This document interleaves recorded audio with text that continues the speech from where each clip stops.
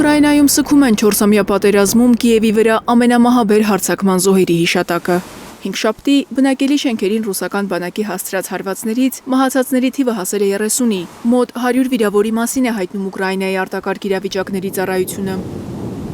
Զոհերի թիվը դեռ կարող է աճել, անհետ կորածներ կան։ Շենքերի փլատակներում փնտրում են մարդկանց։ Ուկրաինական լրատվամիջոցները գրում են, ռուսական ԱԹՍ-ների հարվածից գրեթե 130 շենք է վնասվել Ուկրաինայի մայրաքաղաքում։ Վնասվել է նաև Ուկրաինայի խոշորագույն հրատարակչություններից մեկի՝ Bookshef Publishing-ի պահեստը, 800,000 գիրք ոչնչացել է։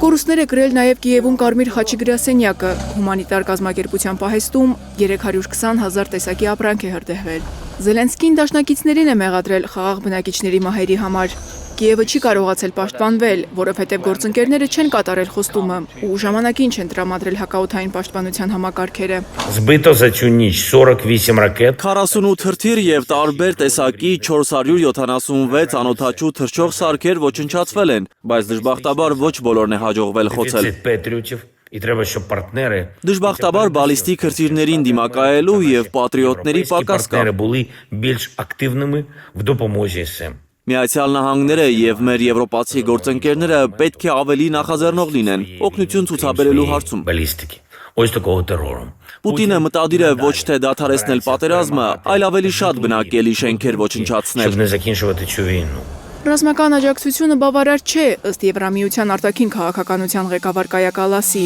Ի նշան Կիևի վրա հարձակման պետք է ավելացնել Ռուսաստանի դեմ պատժամիջոցները։ Միայն դատապարտման խոսքերը չեն կանգնեցնի Կիևի վրա հարձակումները։ Միայն Ուկրաինային ցուցաբերվող շարունակական ռազմական աջակցությունը եւ Մոսկվայի վրա ճնշման ուժեղացումը կարող են դա անել։ Ես կառաջարկեմ պատժամիջոցներ կիրառել Ռուսաստանի ռազմաարդյունաբերությանը սատարող կազմակերպությունների նկատմամբ՝ ի պատասխան վերջին հարվածների։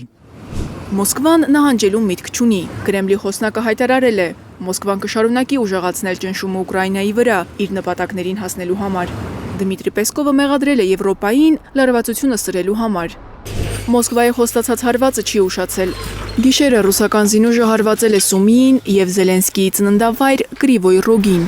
Reuters-ը հղում անելով ուկրաինացի պաշտոնյաներին գրում է. 4 զոհ եւ 10 վիրավոր կա գիշերային հարձակման հետևանքով։ Ուկրաինան էլ չի նահանջել։ Առավոտյան ուկրաինական ուժերը հարվածել են Բելգորոդի էներգետիկ օբյեկտներին։ Բելգորոդի քաղաքապետը հայտնել է, որ 1 մարդ է զոհվել։ Վալենտին Դեմիդովի խոսքով մահացած կինը հարվածի պահին իր մեքենայում է եղել։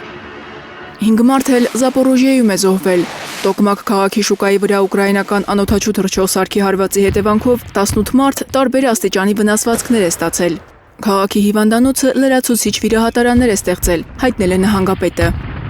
Մարիամ Ամիրջանյան, Էլեն Յահինյան, Հայլուր։